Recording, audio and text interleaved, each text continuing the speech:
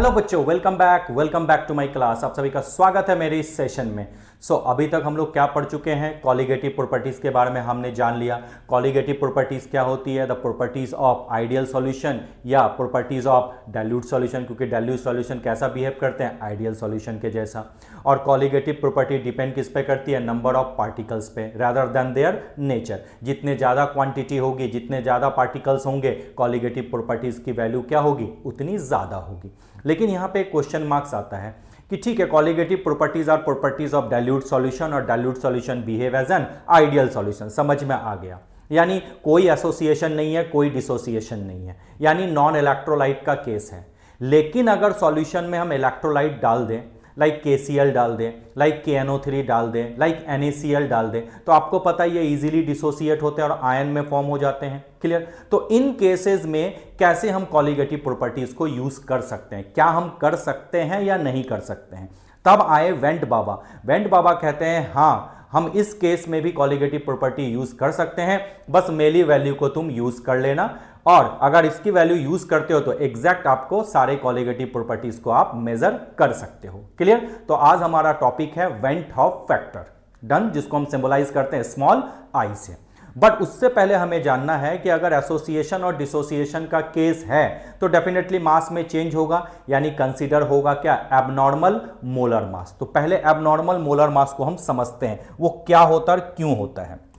जैसे आपके स्क्रीन पे आपको दिख रहा होगा, it is a known fact that ionic compound like NaCl, KNO3 when dissolved in water dissociate into cation and anion। जैसे अगर मैंने 1 मोल KCl को डिसॉल्व किया, अभी ये 1 मोल है, एक है, लेकिन जैसे ये आयन में डिसॉल्व हुए तो क्या हुआ, जब आयन बने K plus and Cl minus, मतलब एक किस में चेंज हो गया, दूसरे में चेंज हो गया, यानी 2 बन गए। और आपको पता है कॉलिगेटिव प्रॉपर्टीज की वैल्यू जो होती है नंबर ऑफ पार्टिकल्स पे डिपेंड करती है, यानी अब 1 मोल जो है 1 मोल K प्लस दे दिया और 1 मोल क्या हो गया, Cl माइनस दे दिया, यानी if this thing happen there would be 2 mole of particle in the solution. अब 2 मोल हो गए।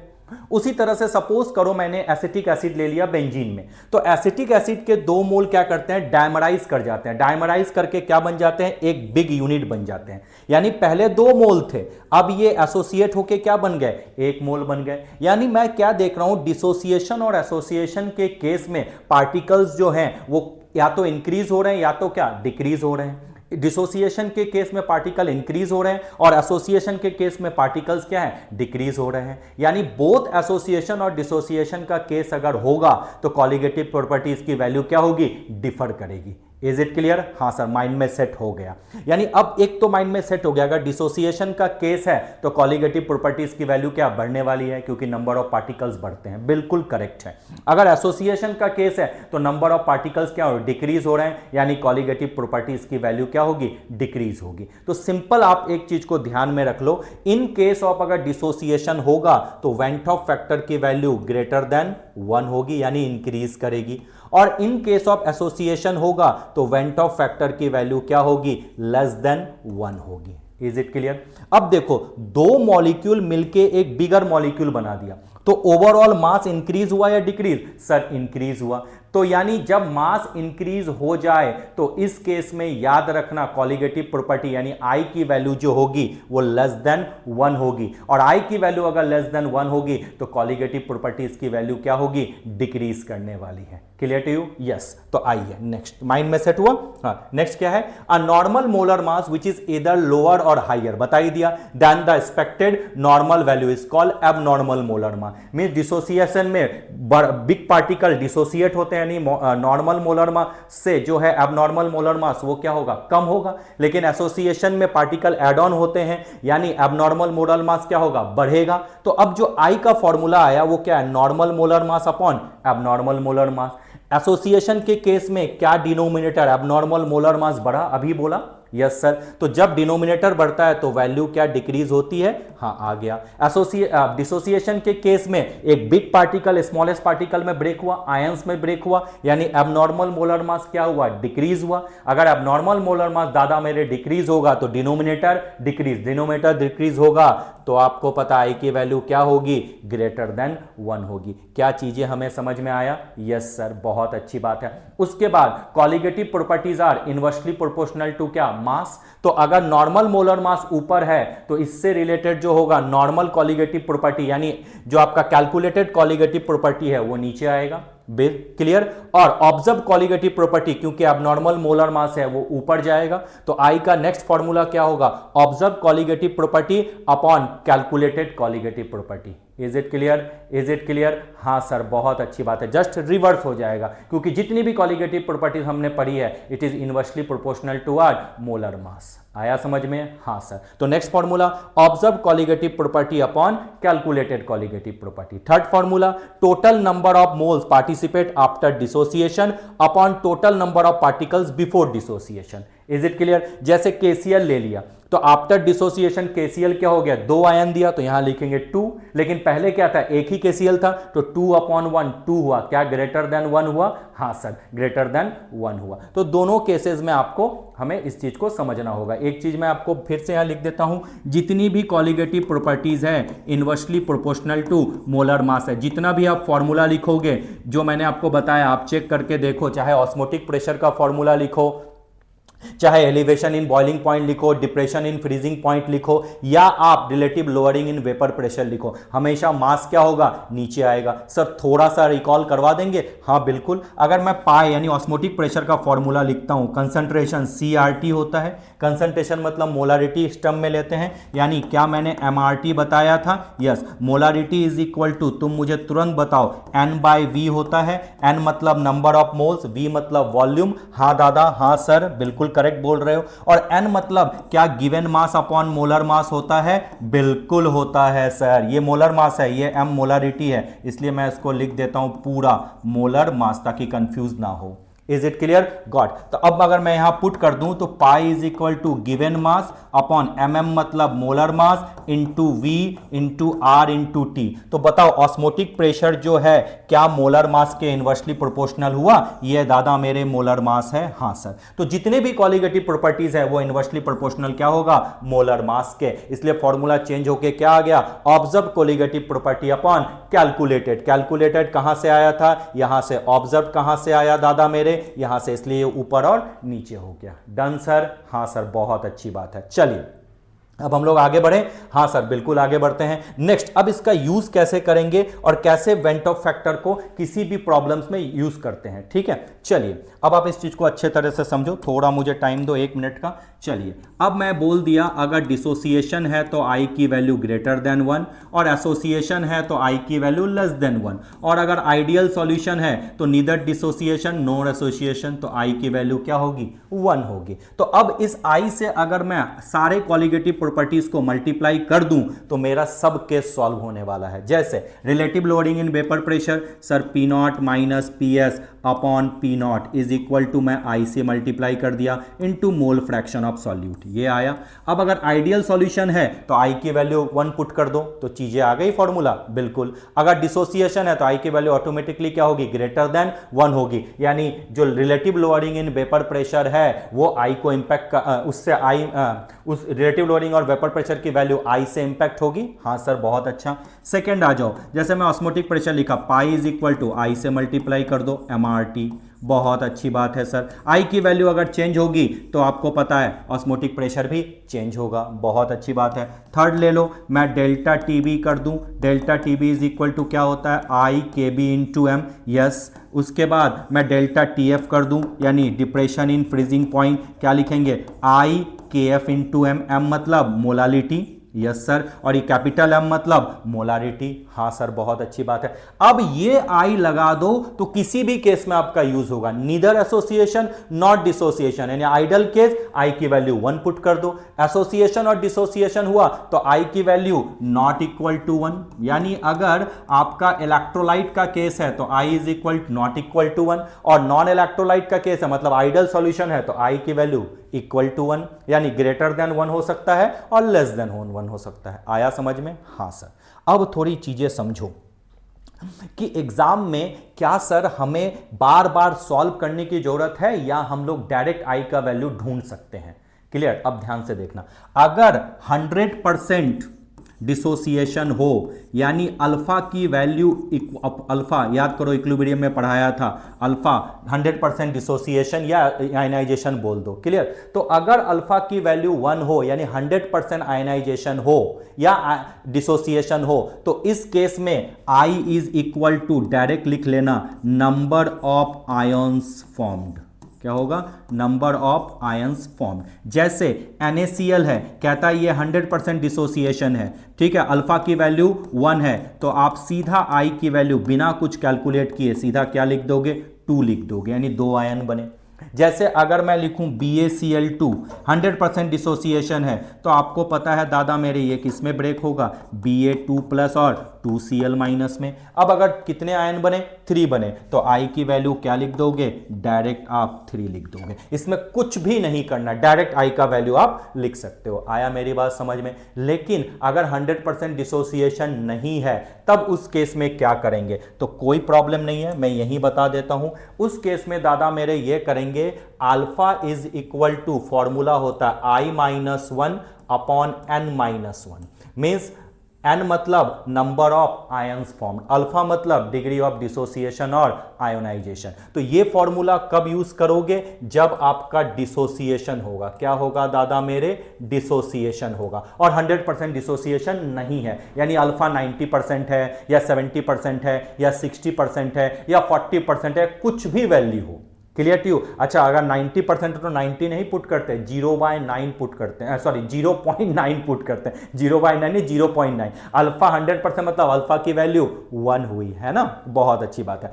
और अगर एसोसिएशन का केस है दादा मेरे, अगर एसोसिएशन का केस है तो बहुत इजी है। एसोसिएशन के केस में अल्फा इज इक्वल टू लिखोगे I-1 अपॉन 1/n-1। यहां पे n के जगह क्या लिखेंगे? 1/n, और n मतलब नंबर ऑफ पार्टिकल एसोसिएटेड। जैसे डाइमराइज हुआ तो n की वैल्यू क्या होगी? 2, ट्राइमराइज हुआ तो n की वैल्यू 3, टेट्रामराइज हुआ तो n की वैल्यू क्या लिखोगे? 4 लिखोगे, सो ऑन। आया समझ में? यस सर, बहुत अच्छी बात है, चीजें समझ में आ गई। चलो एक बार रिपीट करते हैं। वेंट ऑफ फैक्टर क्या डिसाइड करता है भाई? एसोसिएशन और डिसोसिएशन का केस है तो क्या कॉलिगेटिव प्रॉपर्टी को यूज कर सकते हैं? तो हम बोलेंगे हाँ सर बिल्कुल यूज कर सकते हैं, जस्ट I से मल्टीप्लाई कर दो। आइडियल सॉल्यूशन हुआ तो I की value not equal to 1, not equal to बोलने वाला था, I की वैल्यू इक्वल टू 1।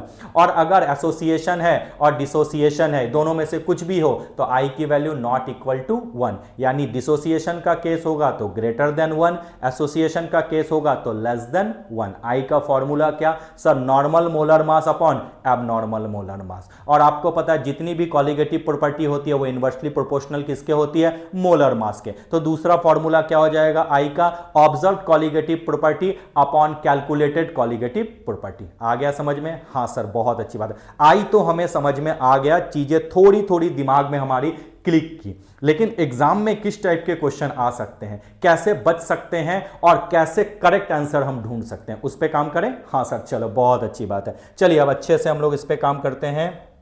आइए पहला क्वेश्चन हम लोग ढूंढते हैं आराम से। क्या है पहला क्वेश्चन दादा मेरे? पढ़िए, स्क्रीन पे है। अ dilute solution of A of concentration C showed an osmotic pressure which is higher in value that is calculated from। मतलब अभी क्या दिखा रहा है कि ऑस्मोटिक प्रेशर ज्यादा दिखा रहा है, तो बताओ what does it indicate about the nature of solute. माना कि ऑस्मोटिक प्रेशर कहता है 2 atm था, लेकिन जब ऑब्जर्व किया तो इस केस में ये दिख रहा है सपोज 3 atm, ज्यादा दिख रहा है। मतलब क्यों हुआ ऐसा? क्योंकि डेफिनेटली यहां पे कहीं ना कहीं एसोसिएशन हुआ या डिसोसिएशन हुआ। अब आपको पता ऑस्मोटिक प्रेशर का फॉर्मूला क्या होता है? I MRT या CRT लिखो। I की वैल्यू अगर बढ़ेगी तो क्या पाई की वैल्यू बढ़ेगी? हाँ सर बिल्कुल बढ़ेगी, बात तो आप सही कह रहे हो, क्लियर। और I की वैल्यू कब ग्रेटर देन 1 होती है? जब डिसोसिएशन का केस है। यानी कहीं ना कहीं सॉल्यूशन में हमने क्या लिया है? इलेक्ट्रोलाइट लिया है, जो डिसोसिएट होके क्या दे रहे हैं? आयन दे रहे हैं, जिसके चलते जो पाई की वैल्यू है वो चेंज आ रही है। क्या माइंड में सेट हुआ? हाँ सर बिल्कुल सेट हुआ। फिर से एक बार क्वेश्चन पढ़ो। अ dilute solution of A of concentration C या M बोल दो so and osmotic pressure which is higher in value that is calculated form। जो calculated form है उससे ज्यादा, यानी जो ऑब्जर्व किया उसकी वैल्यू क्या है भैया, ज्यादा है। तो क्यों ज्यादा है, क्योंकि I की वैल्यू क्या होगी, यहां पे ज्यादा होगी। क्लियर, यानी कौन सा केस है, डिसोसिएशन का केस है। क्लियर, अब घबराना नहीं है, बहुत सारे क्वेश्चंस करेंगे, ऐसा कुछ नहीं सिर्फ एक पे ही रुकेंगे, क्वेश्चंस करेंगे तब जैसे कि आपकी पूरी पूरी दिमाग की बत्ती जल जाए, है ना। चलिए बहुत अच्छी बात है। आइए सर, कहता है relative lowering of vapour pressure is maximum. कहता है रिलेटिव लोअरिंग और वेपर प्रेशर किस में, आपको पता है relative lowering in vapour pressure is equal to क्या होता है, I, am I right, I into क्या, एक्स से मतलब मोल फ्रैक्शन। जितनी भी कॉलिगेटिव प्रॉपर्टी होती है वो इनवर्सली प्रोपोर्शनल किसके होती है, मोलर मास के होती है। हाँ सर, बहुत अच्छी बात है। तो अब कहता है वेपर प्रेशर लोअर क्यों हुआ, कहीं ना कहीं आई होगा। यस, अब 0.1 मोलर आपका ग्लूकोज है, glucose neither associate note dissociate, glucose यहां भी नीदर एसोसिएट नोट डिसोसिएट, यहां भी ग्लूकोज है। तो आप देखो हर जगह आपका क्या है, ग्लूकोज है, लेकिन कंसंट्रेशन देखो सबका अलग अलग है। तो आपको पता होगा जितने भी कॉलिगेटिव प्रॉपर्टीज होगी वो directly related to concentration, inversely related to molar mass. तो किसका कंसंट्रेशन ज्यादा है, 0.3 मोलर ग्लूकोज, यानी आंसर क्या हो जाएगा, थर्ड हो जाएगा। याद रखना, जब एसोसिएशन और डिसोसिएशन का केस ना हो तब कंसंट्रेशन चेक करेंगे, जब एसोसिएशन और डिसोसिएशन का केस हो तब आई की वैल्यू चेक करेंगे, और अगर दोनों चेंजेस हो तो आई इनटू कंसंट्रेशन दोनों चेंज करेंगे दादा मेरे। ये चीजें हमेशा याद रखना। Is it clear. और एक कॉलिगेटिव प्रॉपर्टी दूसरे से कहीं ना कहीं रिलेटेड होती है। चीजें समझ में आई, चाहे वो आप कॉलिगेटिव प्रॉपर्टी को मोल फ्रैक्शन के टर्म्स में सॉल्व करो, या मोलालिटी के फॉर्म्स में सॉल्व करो, या मोलारिटी के फॉर्म्स में सॉल्व करो, फॉर्मेट आपका नहीं बदलने वाला। तो आया समझ में, इन तीनों में फिल्टर आउट कैसे किए। हाँ सर, थोड़ा कम समझ में आया, मैं बोलूंगा रुको रुको, सब समझ में आएगा। एक और क्वेश्चन करते हैं। चलिए, अब कहता है relative lowering in vapour pressure is maximum. आपको पता है relative lowering in vapour pressure maximum कब होगा, जब आई की वैल्यू ज्यादा होगी। तो चलिए, अब 0.1 मोलर आपका यूरिया है, यूरिया में NH2CO NH2 कोई एसोसिएशन कोई डिसोसिएशन नहीं होता, यानी आई की वैल्यू नियर टू 1 होगी। बिना सॉल्व किए मैं आपको जस्ट एक हिंट दे रहा हूं, ठीक है। अब 0.1 मोलर MgCl2 है, इसमें एसोसिएशन और डिसोसिएशन है। यस, कितने आयन बनेंगे, Mg के 1, 2 क्लोरीन के, ये ऐसे ही तो टूटता है, Mg2 प्लस और 2Cl माइनस, यानी 3 आयन बने। मैं मानता हूं 100% डिसोसिएशन है, तो आई की वैल्यू क्या हो जाएगी, 3 हो जाएगी। बहुत अच्छी बात है। यहां पे 0.1 मोलर NaCl है, NaCl कितने आयन देता है, 2, तो आई की वैल्यू मैंने माना 2। क्लियर। अब Al2SO4 होल थ्राइस है, ये कितने आयन देता है, 2Al3 plus and 3SO4 2 minus. तो दादा मेरे बताओ तो ये कितने आयन देता है, सर 2 एल्युमिनियम के 3 सल्फेट के, यानी आई की वैल्यू क्या हो गई, 5। अब आई की वैल्यू सबसे ज्यादा किसमें, सर इसमें ज्यादा। कंसंट्रेशन देखो सबका सेम है, जब कंसंट्रेशन दादा मेरे सेम हो जाए तब क्या चेक करेंगे, आई की वैल्यू। तो आई की वैल्यू किसकी ज्यादा, फोर्थ ऑप्शन की। तो सबसे ज्यादा लोअरिंग इन वेपर प्रेशर कहां होगा, फोर्थ में होगा। क्या चीज अब रिलेट कर पा रहे हो, हाँ सर बिल्कुल रिलेट कर पा रहे हैं। अब इससे, इस क्वेश्चन से और इस क्वेश्चन से रिलेट हुआ, हाँ सर अब रिलेट हो गया। एक बार आई दिखाया तो एक बार कंसंट्रेशन, बहुत जगह देखोगे दोनों ही होता है, तो दोनों को मल्टीप्लाई करके लिखना होगा। क्या चीजें अब हमारे दिमाग में आ रही है, हाँ सर बिल्कुल आ रही है। चलिए फिर नेक्स्ट आते हैं। नेक्स्ट देखो दादा मेरे, बॉइलिंग पॉइंट इज हाईएस्ट। दादा बॉइलिंग पॉइंट कॉलिगेटिव प्रॉपर्टी नहीं है, मैंने पहले ही बोला। पहले हमें क्या निकालना है, एलिवेशन इन बॉइलिंग पॉइंट, और elevation in boiling point is equal to क्या होता है, आई KB इंटू एम। पहले आई चेक करेंगे, एम मतलब कंसंट्रेशन चेक करेंगे, दोनों चेंज हुआ तो दोनों चेक करेंगे। पहला है 0.1, 0.1, ये 0.2, ये 0.2, पहले इन दोनों में देखते हैं। जब इनका कंसंट्रेशन सेम है, यूरिया आपको पता है नीदर एसोसिएट नॉट डिसोसिएट, आई की वैल्यू जो होती है 1, गुड। NaCl है तो आपको पता है डिसोसिएट हुआ तो 2 आयन बने, तो आई की वैल्यू 2। यहां पे देखो 0.2 मोलर यूरिया, तो अगर मैं इसमें और इसमें कंपेयर करूं तो फिर ये ज्यादा होगा कंसंट्रेशन के टर्म्स में, हाँ सर। अब नीचे वाला देखो 0.2 मोलर MgCl2, बोलो ये कितने आयन दिए, 3, तो I की वैल्यू क्या है, I की वैल्यू भी ज्यादा, कंसंट्रेशन भी ज्यादा, तो इस केस में एलिवेशन इन बॉइलिंग पॉइंट ज्यादा होगा। यस, जब एलिवेशन इन बॉइलिंग पॉइंट ज्यादा होता है तो बॉइलिंग पॉइंट तो अपने आप ही ज्यादा हो जाएगा ना दादा मेरे। Yes, elevation in boiling point क्या होता है सर, याद करो, boiling point of solution and minus boiling point of pure solvent, यही तो होता है sir, boiling point of solution minus boiling point of pure solvent. Symbol आप कुछ भी लिख सकते हो, मैंने ऐसे लिख दिया, TS माइनस T0B। आया समझ में? तो अगर एलिवेशन इन बॉइलिंग पॉइंट ज्यादा होगा तो बॉइलिंग पॉइंट मैक्सिमम होगा। तो एक एक करके हमें चेक करना है, बिल्कुल नहीं घबराना है। यानी आंसर क्या होगा हमारा, फोर्थ ऑप्शन। घबराना नहीं, और भी क्वेश्चन करेंगे, जब तक आपकी दिमाग की बत्ती नहीं जलेगी तब तक करते रहेंगे, ठीक है।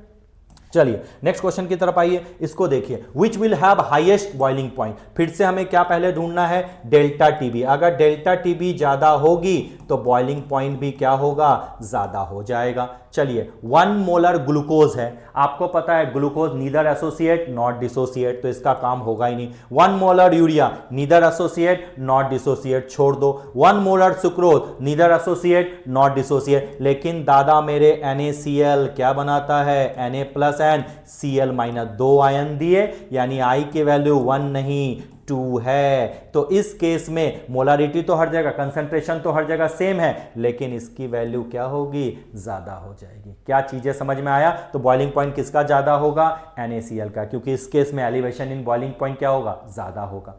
क्या हम लिंक कर पा रहे हैं चीजों को? हाँ सर बिल्कुल। चलिए अब आगे आइए, नेक्स्ट अब आता है फ्रीजिंग पॉइंट। अच्छा, फ्रीजिंग पॉइंट को क्या बोलते हैं, एलिवेशन इन फ्रीजिंग पॉइंट या डिप्रेशन? तो याद रखना बॉइलिंग पॉइंट का जस्ट अपोजिट है। इस केस में अगर डेल्टा TF बढ़ेगी तो फ्रीजिंग पॉइंट FPT बच्चा डिक्रीज होता है, और इससे पहले वाले केस में एलिवेशन इन बॉइलिंग पॉइंट था, ये बढ़ती है तो बॉइलिंग पॉइंट दादा मेरे बढ़ता है। चीजें अच्छे से रिलेट कर लो, most most most baby i, आया समझ में? हाँ सर चीजें समझ में आ रही है। ये डिप्रेशन है और ये क्या है दादा मेरे, एलिवेशन है। तो दिमाग की बत्ती हमें जला के रखनी ही होगी। चलिए अब पढ़ते हैं। चलिए आपको पता है ये कितने आयन दिया, एक ये आयन एक ये आयन, यानी ये 2 आयन दे दिया। ये कितने आयन दिया, एक ये आयन 2 ये आयन, यानी 3 आयन दे दिए। ये कितने आयन दिया, कैल्शियम के 1 इसके 2। अब ये तो करना आता है ना, इसलिए मैं डायरेक्ट कर रहा हूं। इसने 3 आयन दे दिए,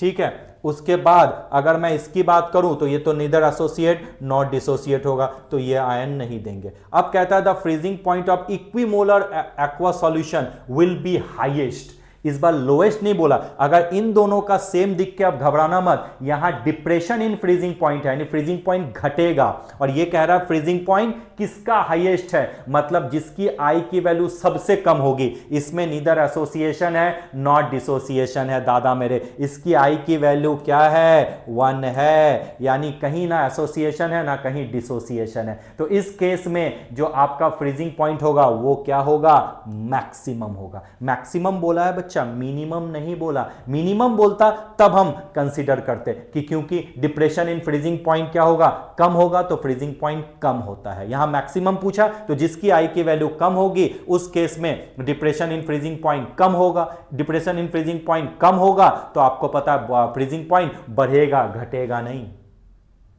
तो इसलिए इसको समझना अच्छे तरीके से। आया सर? नहीं समझ में आया? नहीं समझ में आया सर, कोई बात नहीं, एक और एग्जांपल करते हैं, एक और एग्जांपल करते हैं, अच्छे से, घबराना नहीं है। कहता है which of the following 0.1 molar, यानी सबका कंसंट्रेशन सेम है, will have lower freezing point. यानी अब आप दिमाग की बत्ती जल गई। डिप्रेशन इन फ्रीजिंग पॉइंट होता है IKF × M। अगर depression in freezing point increase किया, अगर डेल्टा TF इंक्रीज की, तो फ्रीजिंग पॉइंट FPT जो होगी वो डिक्रीज करेगी, इंक्रीज नहीं करेगी, क्योंकि डिप्रेशन नाम है इसका। हाँ सर, अरे आया ना, कॉलिगेटिव प्रॉपर्टी में पूरा अच्छे से बताया था। हाँ सर, तो चलिए इसमें कितने आयन है सर, 5 आयन है, तो I की वैल्यू 5। मैं मान रहा हूं 100% डिसोसिएशन है। यहां I की वैल्यू 2, यहां I की वैल्यू 1, कोई एसोसिएशन कोई डिसोसिएशन, यहां भी I की वैल्यू 1 है। अब बताओ I की वैल्यू सबसे ज्यादा फर्स्ट में, I की वैल्यू अगर फर्स्ट में सबसे ज्यादा होगी तो डिप्रेशन इन फ्रीजिंग पॉइंट सबसे ज्यादा होगा। तो जितना ज्यादा फ्रीजिंग पॉइंट डिप्रेशन होगा, फ्रीजिंग पॉइंट क्या होगा, उतना कम। जितना ज्यादा एलिवेशन इन बॉइलिंग पॉइंट होगा, बॉइलिंग पॉइंट उतना ज्यादा होगा। ठीक है, दोनों एक दूसरे के क्या है, रेसिप्रोकल है, याद रखना है। आंसर क्या होगा, Al2SO4 होल थ्राइस। यहां क्या पूछा था, मिनिमम पूछा था, और इस केस में क्या पूछा था, मैक्सिमम पूछा था। तो आई की वैल्यू जिसकी कम हुई, अगर कंसंट्रेशन सेम है तो आई की वैल्यू जिसकी कम हुई उसका जो है हाईएस्ट फ्रीजिंग पॉइंट होगा, उसका फ्रीजिंग पॉइंट लोअर नहीं होगा। और कंसंट्रेशन अगर चेंज होता है तो हमें चेक करने के लिए क्या लेना पड़ता है, आई इंटू एम, यानी आई इंटू कंसंट्रेशन, दोनों को कंसीडर करना पड़ता है। और दोनों की वैल्यू डिसाइड करती है कि कब एलिवेशन इन बॉइलिंग पॉइंट होगा, कब डिप्रेशन इन फ्रीजिंग पॉइंट की क्या वैल्यू होगी, कब ऑस्मोटिक प्रेशर में डिप्रेशन होगा या ऑस्मोटिक प्रेशर इंक्रीज होगा, या relative lowering in vapour pressure, कब ज्यादा कब कम। क्या चीजें समझ में आई? हाँ सर, बहुत अच्छी बात है। अब आइए नेक्स्ट क्वेश्चन की तरफ, थोड़ा और क्वेश्चन करते हैं। चलिए, क्वेश्चन कर चुके हैं हम लोग। अब आइए नेक्स्ट क्वेश्चन कहता है, which among the following will show maximum osmotic pressure. दिमाग की बत्ती जल गई। Osmotic pressure pi is equal to I CRT। अगर कंसंट्रेशन सेम है तो सिर्फ आई देखो, सबका कंसंट्रेशन सेम है। यहां आई की वैल्यू 2, यहां पे 3 and 1 4, आई की वैल्यू ब्रेक करना आता है ना, हाँ सर। यहां आई की वैल्यू हो गई 3 और यहां आई की वैल्यू 2, आई की वैल्यू हो गई यहां पे 3। तो बोलो आई की वैल्यू सबसे ज्यादा इसकी, तो आई की वैल्यू ज्यादा तो पाई ऑस्मोटिक प्रेशर क्या ज्यादा होगा दादा मेरे? हाँ सर, बिल्कुल इजीली जा रहे हैं हम लोग। चलिए, बहुत अच्छी बात है। नेक्स्ट आ जाइए, नेक्स्ट आइए। 0.1 मोलर NaCl और 0.1 मोलर CH3COOH दो है, are kept in a separate container if there osmotic pressure are P1 and P2, then what is the correct statement. दिमाग की बत्ती जल गई। NaCl के केस में डिसोसिएशन और CH3COOH के केस में एसोसिएशन। अगर डिसोसिएशन होगा तो आई की वैल्यू बढ़ती है, आई की वैल्यू बढ़ेगी तो ऑस्मोटिक प्रेशर बढ़ेगा। तो P1 किसका है NaCl के लिए, CH3COOH किसके लिए है, आपके CH3COOH के लिए क्या है, P2 है। तो कौन ज्यादा होगा sir? P1 is greater than what, P2। क्या समझ में आया?